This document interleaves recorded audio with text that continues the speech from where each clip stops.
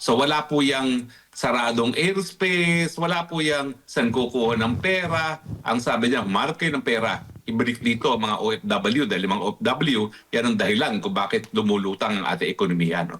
Napakalaking pagbabago po yan doon sa isang tao na malinaw ang pag-iisip at merong tunay na pagmamahal sa bayan na yan po ay si Rodrigo Roa Duterte at doon sa isang bangag na hindi talaga alam ang gagawin at wala sa tamang pag-iisip. Attorney, di ba nandun kayo sa panahon ni Pangulong Duterte nung hinarap yung COVID? Ngayon, humaharap naman tayo sa isang crisis din, yung gera sa Middle East. Ano pinagkaiba na nakikita ninyo sa mga balita at saka nung panahon ni Pangulong Duterte? Unang-una, wala pong kamot ulo si Presidente Duterte. Kapag may nangyari, ang prioridad ang mga Pilipino. Wala siyang pakialam kung saan kukunin ang pera, pero nung tayo sinalanta ng COVID, ang sabi niya, kumuha ng eroplano. Lahat ng mga Pilipinong mga manggagawa sa abroad, pauwiin, dahil alam ko, wala naman sila magagawa dun sa mga iba't ibang bansa kung naroon sila. No? So wala po yung saradong airspace, wala po yung saan kukuha ng pera. Ang sabi niya, mark kayo ng pera. Ibalik dito ang mga OFW dahil mga OFW, yan ang dahilan kung bakit lumulutang ang ating ekonomiya. No? Napakalaking pagbabago po yan doon sa isang tao na malinaw ang pag-iisip at merong tunay na pagmamahal sa bayan na yan po ay si Rodrigo Roa Duterte at doon sa isang bangag na hindi talaga alam ang gagawin at wala sa tamang pag-iisip. Attorney J. Guevara nga po pala, ano po, total na pag-usapan na yung COVID. Simula ho nung umupo si Pangulong Duterte, ilan po yung utang ng Pilipinas hanggang sa matapos si Pangulong Duterte? Well, hindi ko po alam kung ano yung suma total, no? Kasi hindi ko naman memoryado yan. Pero ang sigurado ako, napantayan na ng 4 na taon ng administrasyon ni Marcos ang inutang ni Tatay Digong. Ang pagkakaiba, inutang ni Tatay Digong yon dahil nga sa panahon ng COVID na kinakailangan pauwi ng mga Pilipino at bumili ng mga kung ano-anong mga bagay medikal, no, para nga maisalba yung buhay ng mga Pilipino, no. So nakikita natin na bagamat umutang si Tatay Digong, yung halos sa kaparehong halaga na ay nautang na ng Marcos administration, pero yung inutang ni Tatay Digong napunta sa pangangailangan ng mga sambayan ng Pilipino noong panahon ng COVID. Attorney, Master Judea, no? Regarding dito sa mga kababayan natin dyan sa Middle East, no? Kung halimbawa, si Pangulong Duterte pa, ang presidente, kasi parang blinded sila ngayon, di alam ang gagawin eh. Kung halimbawa si Pangulong Duterte, sa tingin nyo, ano kaya yung pinakamabilis na aksyon para matulungan ang ating mga kababayan dyan sa Middle East? Unang-una tatawagan yung si Lucio Tan. Lucio, kailangan ko ng eroplano, ibabalik natin ang mga Pilipino natin. Ganun kadali naman yun eh. Magbabayad ng gobyerno, akong bahala dyan, okay? Paliparin mo yan. Tapos kung sasabihin nila na saradong airspace, humanap ng Karatig Airport na bukas dahil meron mang bukas dyan at kumuha ng mga bus at dali yung mga Pilipino doon sa bukas na airport ng say makauwi. Pero dito po talaga, ang nakita nyo naman ng gawain nitong administrasyon nito, palibasa, busy pagsisinghot ng kung ano-ano, hanggang ngayon, nandoon, nag-aantay ang mga Pilipino at ang nakakahiya, ang mga tumutulong pa, ay yung mga karatig bansa natin, gaya ng Singapore, na sila na nagsasakay sa mga Pilipino para makauwi. Ayun, Hindi idea, po mangyayari yan sa panahon ni Duterte. ayun, Hindi. idea na po yun para sa gobyerno na po pwede nilang gawin yun. Pero eto, may tanong lang ako sa inyo, Attorney. Kasi noong unang flow ng nitong problema dyan sa Middle East, may mga media kasi na parang nag-ano siya credit grabbing nitong mga pagpapauwi ng ating mga OFW na keso, ito ay inisyatiba ng gobyerno, pero yun daw po ay tulong ng gobyerno ng Middle East. So nabulgar po yan dito. Binulgar po ng isang OFW na natulungan galing sa Middle East. Ano po ang reaction nyo doon? Talaga mambubudol naman talaga itong Marcos na ito eh. Kaya naman naging presidente yan, budol king talaga yan eh. No, akala natin sasalba niya ang imahe ng kanyang pangalan, pamilyang Marcos, no? Pero hindi, mas matindi pa pala. At least yung ama niya ay walang bisyo, no? Siya may bisyo. Pero nabalitaan ko nga yan, nakakahiya po yan na wala nang ginawa para sa mga OFW. Nagke-credit grabbing pa doon sa tulong na ibinigay ng mga dayuhang gobyerno gaya ng UAE at ng Singapore. Siguro dapat na ginawa dyan, nagpasalamat na lang siya.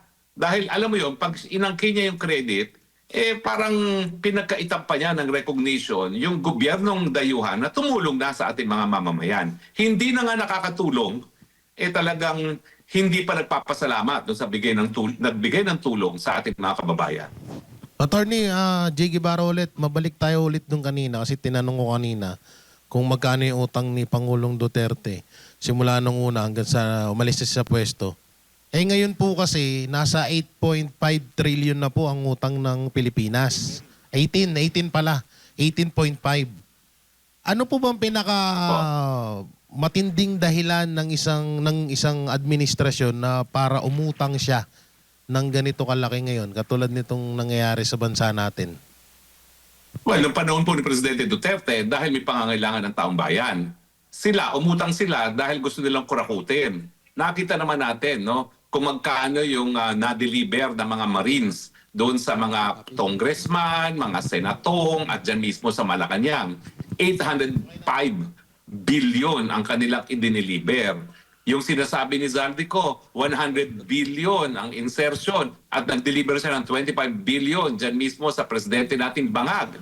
Obviously po, umuutang sila para ibulsa nga mga pera na nautang pero tayong mga Pilipino ang magbabayad. Alam niyo po, ginawa rin niya ng ama niya. Kaya siyempre, kung anong puno, yan din ang bunga. Kung naalala nyo, nagpatayo ng nuclear plant yung Marcos Sr., inutang, pinabayad sa mga Pilipino, pero ang komisyon napunta sa kanya at dun sa kanyang crony na si Herminio Dicini. So nauulit lang po ang kasaysayan, ang pangungutang na limpak-limpak na salapi, binubulsa ng mga hinayupak sa gobyerno ngayon. Attorney, si paring RJ po. Sa tingin nyo, Yes, RJ. bakit ayaw ni Bongbong Marcos na tulungan yung mga Pilipino o parang nahihirapan siya na magkusang tulungan yung mga Pilipino? Ayaw niya bang mabawasan? Sa totoo lang, Yung sa pera totoo niya? lang, ang tingin ko, wala siya sa lucid interval. Alam mo yung lucid interval, technical term yan, legal term, na wala sa tamang pag-iisip. So sa tingin ko, matindi na yung pagsisinghot niya ng pulburon na hindi na niya nalalaman kung ano nangyayari sa kanyang paligid. He is not in touch with the reality anymore. Wala siya sa lucid moment. Wala siyang lucid interval.